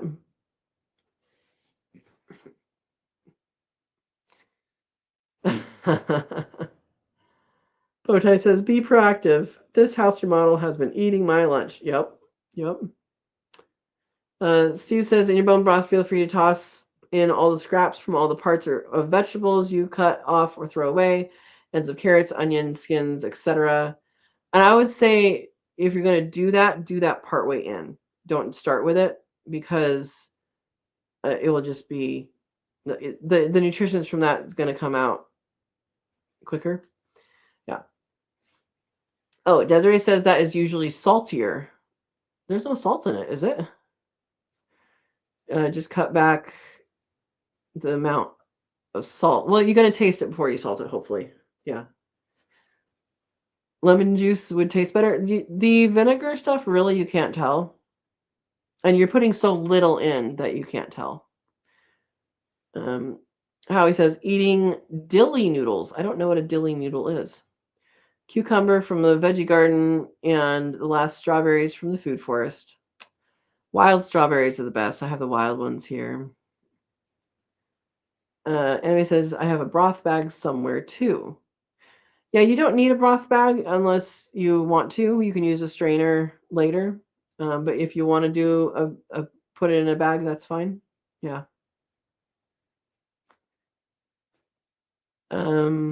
Yeah, you don't use very much to affect the taste.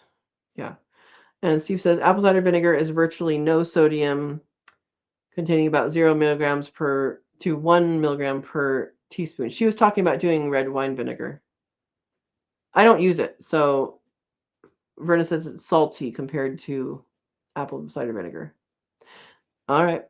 I mean, I always say taste things as yes, bow tie. You were not here in the beginning. We're looping you into the very first thing we talked about. Okay, so to review, Bowtie says, okay, what are we putting apple cider vinegar in? When you make bone broth, the steps I follow are, if you have the bones, put them in the oven on a cookie sheet and cook them at 350, 425, something. It doesn't matter. Cook them, and they will both toast the bones and have a better flavor, but it will also make them more brittle, and it will kind of snap a little bit open. And so do that first, then put them into water, only covering the bones. Like, you don't want to do a bunch of it. You want to just cover the bone. Unless you're wanting it to be more watered down, then go ahead and do that. But or if you want to start with a lot and then boil down, you're going to be adding water if you do this on a stovetop. If you do it in a pressure cooker, then you don't have to add any water. So think about that when you're tending to it. Now you can use a pressure cooker. I do 3 hours and then I do another 3 hours because my pressure cooker won't let me tell it to do 3 hours, 6 hours. At that point, the bones are squishy. Oh, so first you put a splash of apple cider vinegar in with the water. So at that point, the bones are squishy and you can feed them back to your animals, or you can put them in the garden. Basically, all that is now is basically calcium. And all of that apple cider vinegar should have brought most of the minerals out of the bones into the broth. And that's what you're straining and using. Um, you can do it in like a turkey roaster. You can do it on the stovetop. If you do it on the stovetop, my only warning is check on it frequently because you could burn it. And also you could like boil all the water out of it. So yeah. Um, so that's the process. And then if you want to can it, you can it as a broth. You can do that at the National Center for Home Food Preservation's website has instructions on that. And you have to use a pressure canner for that if you're canning. Otherwise, freeze it, use it, whatever. Yep. Okay.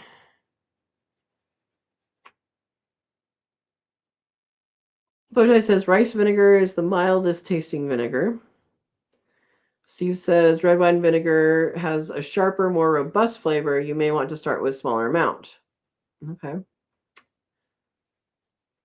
And Howie says noodles from Italy, sour cream with fresh dill, nice. Garlic powder, black pepper, organic butter, and raw milk. I'll make a video in the future. Yeah, send me some. Did you make enough for all of us?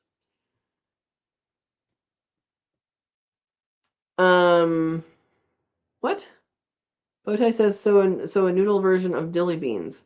No, he's talking about real noodles, not dilly beans. Oh, you're talking about because of the dill and the garlic and okay, I got it. I got it. Anyway says doing it on the stovetop because the pressure cooker belongs to boyfriend's brother and he's done a lot of okay. Yep. Yep. Yeah, so Steve said you can pulverize your dried out and exhausted bones to make your own bone meal for the chickens in the garden. And if you have it soft, you can just give it to the chickens and they'll eat it. Like they'll just break it off because it's squishy. It should be squishy at that point. Yeah, use rice vinegar instead, Desiree. I've I've I only have regular white vinegar and I have apple cider vinegar. I don't buy any other stuff. So yeah. Britta says, Yepers, cuz my rose bushes need bone meal too. There you go. Oh my gosh. Yep. Desiree, I think we've talked about this before. I think you guys should find a different situation. It seems that that is an ongoing situation that is not going to change, in my unprofessional opinion. Yeah. All right, guys. Well, the sun has gone down. Oh, we're gonna keep doing this. Run away from there. Exactly, Howie. That was what I was saying. Nicer. There's been other things too, so I agree. Time to figure out a different situation. Desiree. Bowtie says I tested several vinegars for my fermented hot sauces because the flavors are far better from the chilies. I am not a fan of hot sauce that is vinegar based. I don't know what the other ones are based from, but the ones that have vinegar are not in my palate. Yeah. Versus everyone have a blessed night. Have a good night, Verna. And good luck with Lucy. All right, we're going to say goodnight. I got to go feed and move bunnies and feed kitties. And we will see you guys on Monday. Unless you're coming to the rabbit workshop, that is going to be this weekend. Send me a message if you are wanting to attend that. All right, we'll see you guys later. Have a wonderful, wonderful day and have a good week. All right, thanks for watching.